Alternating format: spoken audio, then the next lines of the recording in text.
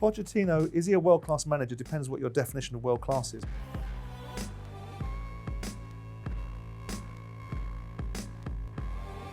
Welcome to One-to-One with Simon Jordan. Keep liking, keep subscribing, and keep leaving your questions in the comment sections below. Let's get on with this week's show. Ole Gunnar Solskjaer's demise. Do I have any sympathy for it? I have to be honest, no. It would be hypocritical for me to say that I did. For 3 years, I've been not so much running this single-handed campaign to suggest he wasn't good enough for the job, but that's what I've been doing. Look, you can't blame the guy for taking the job, but you can't feel sympathy for somebody that's got an opportunity that they aren't really fit for purpose on. You have to look at Manchester United and say, what were you thinking for 3 years? You have to look at, and I've made this point on a number of occasions, about the culpability of other people. For every person that spoke up for him, they were culpable for putting this man in a job that eventually he was going to suffer the death of 1,000 cuts. They've made a decision. They made a decision when it was so glaringly obvious that there wasn't going to be a solution. So how do you feel sorry for somebody that got something that most of us would have broken their arms to have got paid tens of millions of pounds for it, didn't do very well, is disappearing into the ether with a big bag of cash? I'm sorry, that doesn't elicit sympathy from me. Pochettino, is he a world-class manager? Depends what your definition of world-class is. My definition of world-class is people who have a resume that tells you they've won something. He tells you, his resume tells you of what he hasn't won, or what he's been close to winning, or what his potential may deliver at some point. You know, coming from Southampton, building a Tottenham side that had the ingredients there to some extent, and he had to get them going, is not dissimilar to the argument I would run for Tuchel having the ingredients and getting them going. But Tuchel won something, and Tottenham had ample opportunity to win things. He's gone to Paris. It hasn't suited him there. Is he a world-class manager? No, he can't possibly be. World-class managers look like Klopp. They look like Guardiola. They look like, once upon a time, they look like Mourinho. They probably look like Conte, because they've got this resume which says winner. Winner, for me, is a pseudonym for world-class. Pochettino is going to be given an opportunity, and if he's the right one, remains to be seen. So no, I don't think he's world-class. I think he talks a good game, delivers a reasonable outcome, and it'll be fascinating to see, given the narrative coming out, is that he doesn't like PSG because it's not a project that has time attached to it. So why is he going to get time attached to Man United? They haven't won anything for 3 years. He should be coming straight out of the traps because the blueprint has already been made for him by Thomas Tuchel doing that at Chelsea. So no, I don't think he's world-class, no.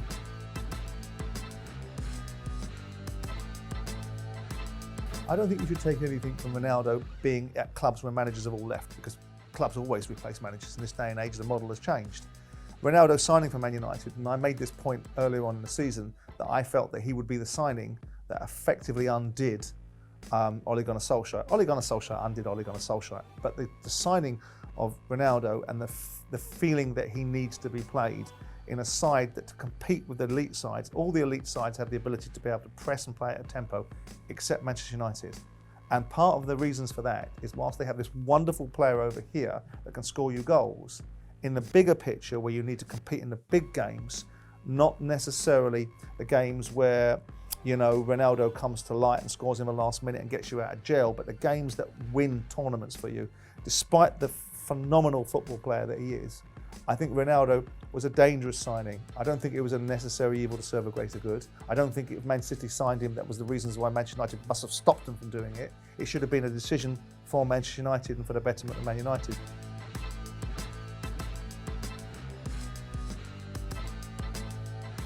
The ones that stick out for me off the top of my head, probably Liverpool, Cup semi-final, League Cup semi-final, playing them away. We won the first leg at Selhurst Park 2-1.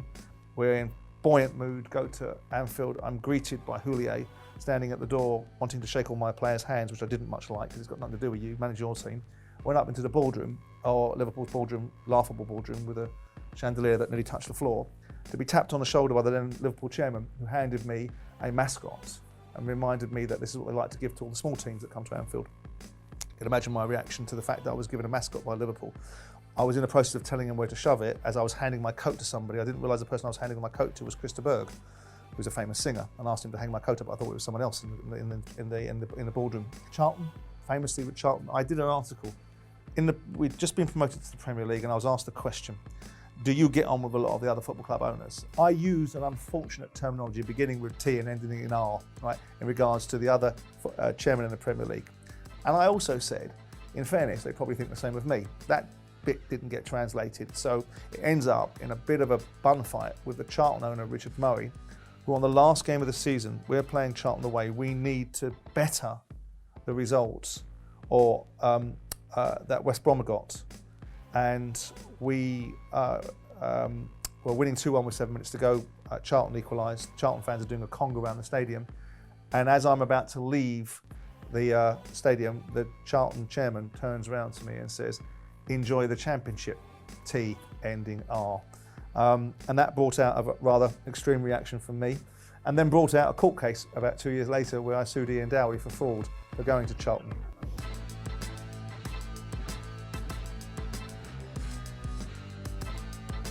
What does the future hold for Dillian Whyte?